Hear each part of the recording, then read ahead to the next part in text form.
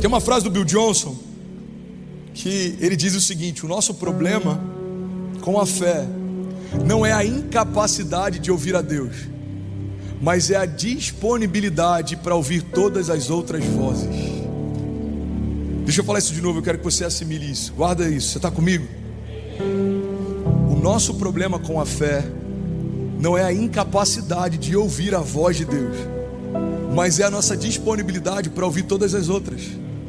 Então você está ouvindo uma palavra de Deus no domingo, mas você vai ouvir um conselho errado na segunda. Você está ouvindo uma palavra de encorajamento no teu tempo de oração, o Senhor está lembrando para você de algo que Ele te prometeu, Deus está trazendo à tua memória algo que te dá esperança, mas vai chegar na terça-feira e uma notícia vai tentar desencorajar você. Irmão, muita gente está parando, não é porque não ouve a Deus, é porque está ouvindo qualquer um também. A gente tem que selecionar quem a gente ouve, quem a gente dá acesso. Não dê acesso a quem não te dá destino, irmão. Se eu ficasse perguntando para qualquer um a respeito do que Deus tem falado comigo, 90% ia me desencorajar. Irmão, estou pensando da gente alugar esse prédio novo para o Kids. Pastor, não faz sentido financeiramente. Se a gente for olhar geograficamente, se a gente for, irmão, eu tenho uma palavra e ela basta, é ela quem supre. O Deus que deu a visão, dá a provisão, vai acontecer. E é assim na tua casa, nos teus negócios, no teu chamado, no teu ministério. A gente tem que gastar mais tempo, irmão, discernindo essa palavra do que começando a correr. Tem uma outra frase que eu não lembro o autor, que ele diz que se ele precisasse derrubar árvores, gastaria mais tempo afiando o machado do que golpeando elas. Gasta 90% do teu tempo afiando o teu machado. Vai ser mais leve, vai ser mais rápido quando você começar a derrubar as árvores. Mas às vezes a gente está tão animado, motivado, que a gente pega um machado cego, a gente vai golpeando, não, vai acontecer, vai dar tudo certo. E a gente vai se cansando, a gente vai começando a duvidar, e aí vai começando a perguntar: será que eu entendi errado? Será que é isso mesmo? E quando a gente vai ver, irmão, a gente para. Tem gente que para porque se cansou. Cara, é muito poderoso isso. Isso vai ser libertador para alguns aqui. Tem gente que está parando porque se cansou, e tem gente que está se parando porque parou para comparar com o que o outro está vivendo. Você está vendo alguém que gastou tempo afiando o machado quando você estava lá imprimindo força, e agora ele está voando e você está parado, e você está falando: será que Deus se esqueceu de mim? Olha o que esse cara está vivendo, olha o que ele está fazendo. Não, irmão, a única diferença é que ele parou para ouvir antes de começar a andar. Ele ouviu algo de Deus. Ele ouviu algo de Deus, irmão. Quem ouviu algo de Deus não pode parar para ouvir mais nada de ninguém. Não é ouvir algo de Deus. Construa uma arca para algo que você nunca viu, chamado chuva. Aí Noé começa, primeiro ano, primeira década, segunda década, e ele vai. E todo mundo ridicularizando Noé. Noé está maluco, ele está construindo algo que não faz sentido. Não tem porquê o que ele está fazendo. Todo mundo considerava Noé estúpido, até que a primeira gota de chuva caiu. Olha para mim, irmão. Não adianta construir arcas quando a chuva já começou a cair. Deus está dando para você palavras para esse ano 2022. Não é para você esperar a crise chegar, é para você se antecipar. É para você fundamentar o teu ano numa palavra viva, numa esperança viva. Eu estou esperando a eleição para ver, porque o Brasil vai ficar uma loucura durante a eleição. Não, irmão, você não precisa de um mês de eleição para definir a tua história, quando Deus já definiu a tua história. Não, estou esperando para ver como é que vai ser o Covid. Eu não estou dizendo para você ser displicente ou você não se planejar com coisas naturais, mas eu estou dizendo para você também não negligenciar o mover sobrenatural, porque senão o que a gente está tendo não é mais fé. Se você não está usando a sua fé para coisas impossíveis, você não está usando a sua fé. A fé é um recurso que Deus nos deu para acessar o impossível. André, tudo que você está falando é muito legal, mas é impossível eu conseguir romper na minha família esse ano. Pois é, por isso que você só vai conseguir com fé. A Bíblia diz que tudo é possível ao que crê. A fé não limita a Deus e Deus não limita a fé, irmão. Esse lugar que você está sentado hoje, um dia foi só uma visão e por fé se tornou uma realidade. E um dia ele vai ser pequeno, vai ser parte de um passado glorioso, porque Deus vai ter novas realidades. É assim que a gente vive. De glória em glória, é o que a palavra fala a nosso respeito. Mas não existe glória em glória se não tiver batalha em batalha, se não tiver gigante em gigante. E eles fazem parte, irmão. Eles não são um descuido de Deus, eles não são um descaso de Deus. Eles fazem parte do que Deus tem para você.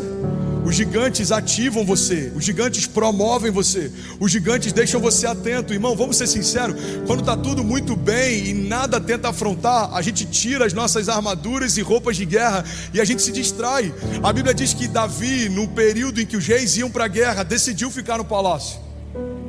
No meio da primavera, os reis estão todos prontos e indo para a batalha. Davi falou: quer saber? Esse ano não, eu vou ficar em casa.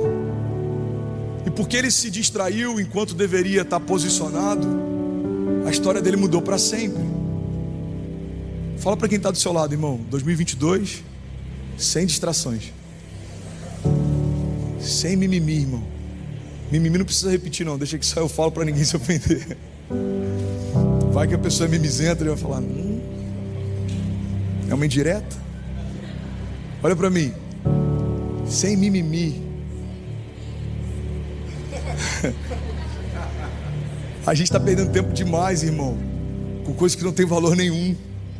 Eu lembro de uma frase que eu liberei no início da pandemia. Uma galera: pastor, eu acho que nessa pandemia a igreja podia visitar mais, podia ajudar mais, podia ligar para as pessoas. Irmão, a gente está precisando de ajuda. Você pode fazer parte do ministério de ligação? Na época a gente tinha 2 staff, tem 500 pessoas. Falei: se eu for visitar uma família por dia, eu vou precisar de 500 dias. Um ano tem 365.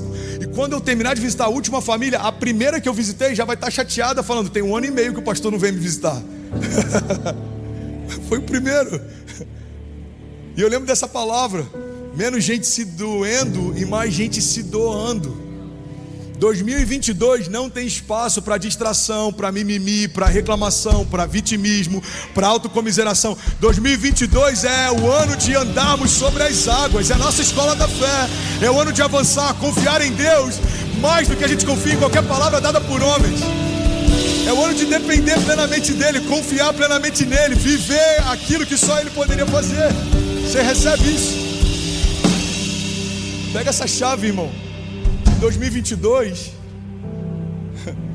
espere menos de pessoas do que você já espera das promessas.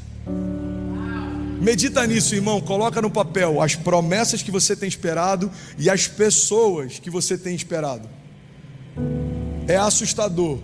Grande parte da nossa igreja vai perceber que está esperando mais em promessas feitas por pessoas do que em promessas feitas por Deus. Aí você vai começar a arriscar: não, essa porta fulano falou que vai abrir, mas eu não vou esperar por isso. Isso daqui fulano falou que vai me ajudar, mas eu não vou depender disso. Você risca toda a dependência natural e deixa na tua lista só uma dependência sobrenatural. Isso aqui só acontece se Deus mudar essa história. Isso aqui só acontece se Deus mudar completamente a história da imigração. Só se Ele mudar isso aqui para acontecer. É isso que você precisa. Isso aqui só acontece se tiver 1% de chance.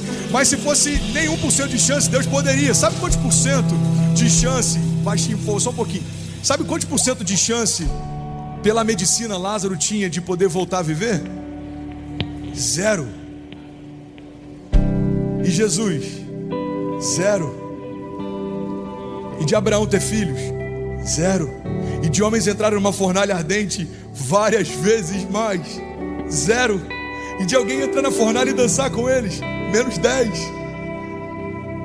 E de um homem andar sobre as águas, humilhar a gravidade, passear sobre a matéria, e de alguém nomear estrelas e ainda assim saber o meu nome, e de alguém passear na eternidade.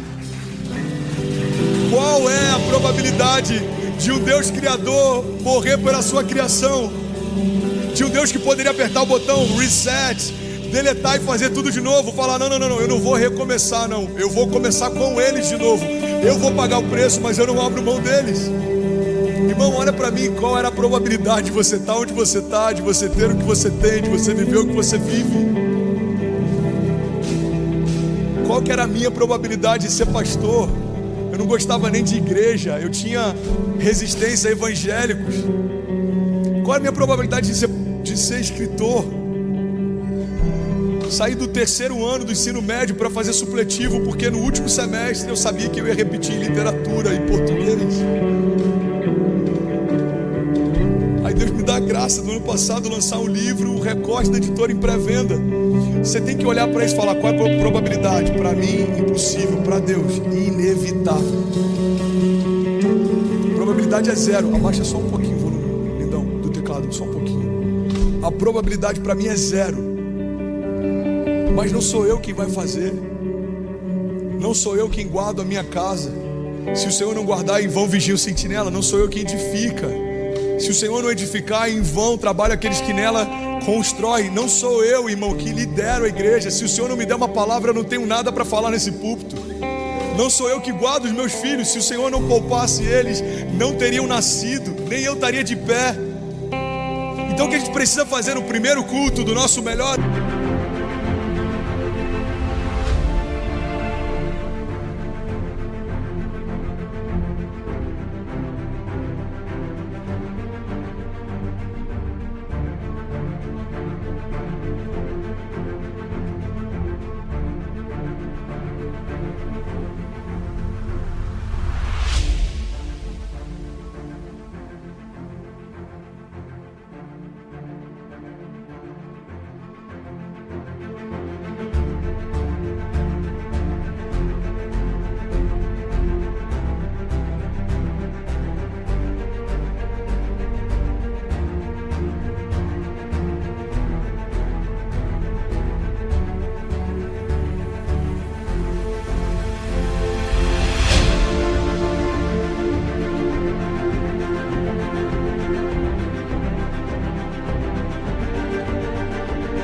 É trazer de novo ao lugar de direito aquilo que nunca deveria ter saído, trazer o Senhor como a centralidade da nossa história, se arrepender de tudo que a gente colocou confiança e expectativa que não nele, irmão. Billy Graham diz que a ansiedade é a causa natural de colocarmos a nossa expectativa em qualquer coisa menor do que Deus. Eu estou ansioso, por quê? Porque eu coloquei minha expectativa em qualquer coisa menor do que Deus. E eu preciso me arrepender, irmão. A gente não vai viver um pleno avivamento se a gente não viver um pleno arrependimento. A gente tem que trazer de volta para o centro quem nunca deveria ter saído dele. E tudo bem? Você acabou agora de assistir um vídeo. Se você ainda não está inscrito, já se inscreve também no nosso canal, ativa esse sininho aqui embaixo de notificação e toda vez que eu fizer uma live ou estiver transmitindo uma mensagem ao vivo, você vai ser um dos primeiros a saber. Mas eu deixei mais 2 indicações aqui que eu espero que façam muito sentido para você. Então já aproveita e clica para assistir a próxima mensagem, beleza? Seja bem-vindo ao time de incendiários e eu espero de verdade que essas mensagens mudem a sua vida como elas têm mudado a minha também. Até a próxima. Valeu!